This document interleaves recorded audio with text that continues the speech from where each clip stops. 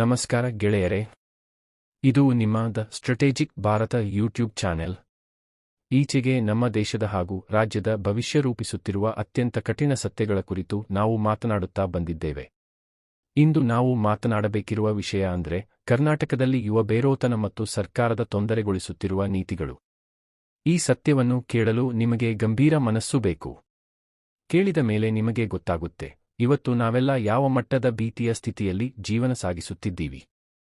ಯುವಕರಿಗೆ ಉದ್ಯೋಗವಿಲ್ಲ ಯಾಕೆ? ಇಂದಿನ ದಿನಗಳಲ್ಲಿ ಸಾವಿರಾರು BSc, BA, BCom, engineering, NSc ಪದವೀಧರರು ಮನೆಯಲ್ಲೇ ಕುಳಿತಿದ್ದಾರೆ. ಅವರು ಬೆಳಿಗ್ಗೆ ಎದ್ದಾಗ ಹಂಬಲವಿದ್ದುದು ಒಂದೇ, ಯಾವ ಉದ್ಯೋಗ ನೋಟಿಫಿಕೇಶನ್ ಬಂದಿದೆ ಅನ್ನೋದು ನೋಡೋಕೆ. ಆದ್ರೆ ಸರ್ಕಾರದಿಂದ ಒಂದು ಸರಿಯಾದ ನೋಟಿಫಿಕೇಶನ್ಗಳು ಬರಲ್ಲ. ಹಿಂದೆ ವರ್ಷಕ್ಕೆ ಕನಿಷ್ಠ 4-5 ನೇಮಕಾತಿಗಳು ನಡೆದವು. ಈಗ 4 ವರ್ಷದಲ್ಲಿ ಒಂದೂ ಇಲ್ಲ. ಕೆಪಸ್ಟ್, ಸ್ಟೇಯ, ಪ್ರೈಮರಿ ಟೀಚರ್, ಗ್ರೂಪ್ಡ್ ಎಲ್ಲವೂ ಬರಿಯ ಹೆಸರು ಮಾತ್ರ. ಸಂವಿಧಾನದ ಹೆಸರು ಹೇಳಿ, ಬಜೆಟ್ನಲ್ಲಿ ಹಣ ಮೀಸಲಿಟ್ಟು, ಆಗಸ್ಟ್ನಲ್ಲೋ ಡಿಸೆಂಬರ್ನಲ್ಲೋ ನೋಟಿಫಿಕೇಶನ್ ಕೊಡುತ್ತೇವೆ ಎಂದು ಹೇಳಿ ಎಲೆಕ್ಷನ್ ಮುಗಿದ ಮೇಲೆ ಮರೆತು ಹೋಗುತ್ತಾರೆ. ಮೀಸಲಾತಿಯ ರಾಜಕೀಯ, ಪ್ರತಿಭೆಯ ವಿರುದ್ಧದ ಯುದ್ಧ. ನೀವು ಪರೀಕ್ಷೆಯಲ್ಲಿ 90 ಅಂಕ ಪಡೆಯಿರಿ, ಆದರೆ ನೀವು ಒಂದು ವರ್ಗದಲ್ಲಿ ಬರುವುದಿಲ್ಲ ಅಂದ್ರೆ ನಿಮಗೆ ಕೆಲಸ ಸಿಗಲ್ಲ. ಈ ರೀತಿ ಅದೆಷ್ಟು ಪ್ರತಿಭಾಶಾಲಿಗಳ ಭವಿಷ್ಯ ಹಾಳಾಗಿದೆ ಗೊತ್ತಾ? ಮೀಸಲಾತಿ ಇದ್ದೇ ಇರಲಿ, ಆದರೆ ಅದು ಸಮತೋಲನದೊಂದಿಗೆ ಬುದ್ಧಿವಂತರ ರೀತಿಯಲ್ಲಿ ಹಮ್ಮಿಕೊಳ್ಳಬೇಕು. ಇವತ್ತು ಕೆಲವರಿಗೆ 50% ಮೀಸಲಾತಿ, ಇನ್ನೊಬ್ಬರಿಗೆ 0%. ಇದು ಹೇಗೆ ನ್ಯಾಯ?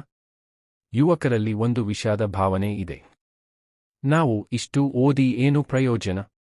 ಸರ್ಕಾರ ನಮ್ಮನ್ನು ನೋಡಲ್ಲ. ಹಳೆಯ ಪಾಠ್ಯಕ್ರಮ, ಹೊಸ ತಂತ್ರಜ್ಞಾನದ ಹಂಗು. ಇಂದು ಕಂಪನಿಗಳು ಕೇಳುವ ವಿಷಯಗಳು ಯಾವುವು? Artificial intelligence, machine learning, cloud computing, data analytics, digital marketing, blockchain. ನಮ್ಮ ಕಾಲೇಜುಗಳು ಏನು ಕಲಿಸುತ್ತಿವೆ? 10 ವರ್ಷ ಹಳೆಯದಾದ ಪಠ್ಯಕ್ರಮ, ಥಿಯರಿ ನೋಟ್, ಹಳೆಯ ಲ್ಯಾಬ್, ಪ್ರಾಕ್ಟಿಕಲ್. ಕೇವಲ ಪಾಸಾಗೋದು, ಕೇವಲ ಗುರಿಯಾಗಿರೋ ಶಿಕ್ಷಣ ವ್ಯವಸ್ಥೆಯಲ್ಲಿ ಉದ್ಯೋಗ ಬರುವುದೇ ಹೇಗೆ? ಇದು ಕೇವಲ ವೈಜ್ಞಾನಿಕ ಶಿಕ್ಷಣದಲ್ಲೇ ಅಲ್ಲ, BCom, BA, ಲಾ, ಅಗ್ರಿಕಲ್ಚರ್ ಎಲ್ಲ ಕ್ಷೇತ್ರದಲ್ಲೂ ಸಮಸ್ಯೆ ಇದೆ. ಉದ್ಯಮ ಆರಂಭಿಸಲು ಅವಕಾಶವಿಲ್ಲ. ಅದು ಸರಿ, ಸರ್ಕಾರ ಕೆಲಸ ಕೊಡುವುದಿಲ್ಲ ಅಂದ್ರೆ ನಾವು ಬಿಸಿನೆಸ್ ಮಾಡೋಣ ಅಂತ ಭಾವಿಸೋದು ಸ್ವಾಭಾವಿಕ. ಆದ್ರೆ ಸ್ಟಾರ್ಟಪ್ ಶುರು ಮಾಡೋಕೆ ಬೇಕಾದ ಬ್ಯಾಂಕ್ ಲೋನ್, ಮಾರ್ಗದರ್ಶನ, ತರಬೇತಿ, ಪೂರಕ ಸೌಲಭ್ಯಗಳು ಎಲ್ಲವೂ ಹೀಗೆ ಏನೂ ಇಲ್ಲ. ಬ್ಯಾಂಕ್ಗೆ ಹೋದರೆ ಹಿರಿಯರನ್ನು ತರು, ಮೊದಲು ಹೂಡಿಕೆಗೆ ಹಣ ತೋರಿಸಿ ಅಂತ ಹೇಳುತ್ತಾರೆ. ಅದೇ ಸರ್ಕಾರಿ ಕಾರ್ಯಕ್ರಮಗಳಲ್ಲಿ ಹೇಳುತ್ತಾರೆ, ಸಹಾಯ ಮಾಡ್ತೀವಿ, ಆದಾಯಕ್ಕಾಗಿ ಯೋಜನೆ ಕೊಡಿ. ಇದು ದ್ವಂದ್ವ ನಿಲುವು. ಯುವಕರಿಗೆ ಹೊಸ ಕನಸುಗಳನ್ನು ಬೆಳೆಸೋ ಅವಕಾಶವನ್ನೇ ತಡೆಹಿಡಿಯುತ್ತಿದೆಯೆಂದರೆ ಇದು ದುಃಖಕರ. ಸರ್ಕಾರದ ಮೌನ, ಪ್ರಶ್ನೆಗೆ ಉತ್ತರವೇ ಇಲ್ಲ. ಪ್ರತಿನಿತ್ಯ ಸಾವಿರಾರು ಯುವಕರು ಸರ್ಕಾರದ ಕಚೇರಿಗಳ ಮುಂದೆ ಸುತ್ತಾಡ್ತಿದ್ದಾರೆ. ರುಠೈ ಹಾಕಿದ್ರೆ ಉತ್ತರ ಬರೋದು ಅಥವಾ ತಿರಸ್ಕಾರ ಬರೋದು. ಅವರು ಕೇಳೋದು ಏನು? 1. ನೇಮಕಾತಿ ಯಾವಾಗ? 2. ಪಠ್ಯಕ್ರಮ ಯಾವಾಗ ಅಪ್ಡೇಟ್ ಆಗುತ್ತದೆ? 3. ಮೀಸಲಾತಿ ಸರಿಪಡನೆ ಮಾಡ್ತೀರಾ? 4. ಸ್ಟಾರ್ಟಪ್ಗೆ ಸಹಾಯ ನೀಡ್ತೀರಾ? ಇದರ ಯಾವ ಪ್ರಶ್ನೆಗೆ ಸರಿಯಾದ ಉತ್ತರ ಇಲ್ಲ. ಸ್ಪಷ್ಟ ಸಂದೇಶ, ಇದು ಜನಶಕ್ತಿ ವಿರುದ್ಧದ ಆಕ್ರಮಣ. ನಾವು ಇಲ್ಲಿ ರಾಜಕೀಯ ವಿರೋಧಕ್ಕೆ ಬರುವುದಿಲ್ಲ, ನಾವು ನ್ಯಾಯಕ್ಕಾಗಿ ಮಾತನಾಡುತ್ತಿದ್ದೇವೆ. ಯುವಕರಿಗೆ ಗೌರವವಿರುವ ಉದ್ಯೋಗ ಸಿಗಬೇಕು. ಅವರ ಪ್ರತಿಭೆ ಬೆಲೆ ಬಾಳಬೇಕು. ಅವರು ಹೊಸ ಉದ್ಯಮ ಶುರು ಮಾಡಲಿಕ್ಕೆ ಸರ್ಕಾರ ನೆರವಾಗಬೇಕು. ಇದು ಬೇಡಿಕೆ ಅಲ್ಲ, ಇದು ಹಕ್ಕು. ಯುವಕರಿಗೆ ಸಂದೇಶ, ಎದ್ದೇಳಿ, ಕೇಳಿ, ಕೇಳಿಸಿ. ಈಗ ನೀವು ಕೇಳಬಹುದು, ನಾವು ಏನು ಮಾಡಬಹುದು? 1. ನಿಮ್ಮ ಹಕ್ಕುಗಳನ್ನು ತಿಳಿಯಿರಿ.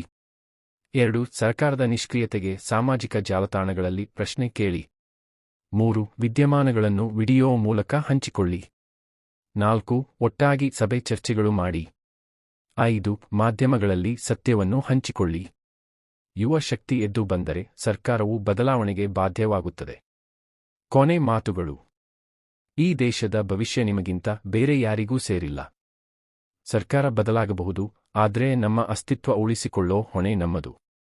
ಈ ವಿಡಿಯೋ ಒಂದು ಪುಟ್ಟ ಚಿಂತನೆಯ ಬಿಂದು ಮಾತ್ರ. ನೀವು ಇದನ್ನು ಲೈಕ್ ಮಾಡಿ, ಕಾಮೆಂಟ್ ಮಾಡಿ, ಹಂಚಿಕೊಳ್ಳಿ. ದ ಸ್ಟ್ರಾಟಜಿಕ್ ಭಾರತ ಚಾನೆಲ್ ನಿಮ್ಮ ಧ್ವನಿಗೆ ವೇದಿಕೆ ನೀಡಲು ಸಿದ್ಧವಾಗಿದೆ. ಧನ್ಯವಾದಗಳು. ಜೈ ಭಾರತ್, ಜೈ ಕರ್ನಾಟಕ.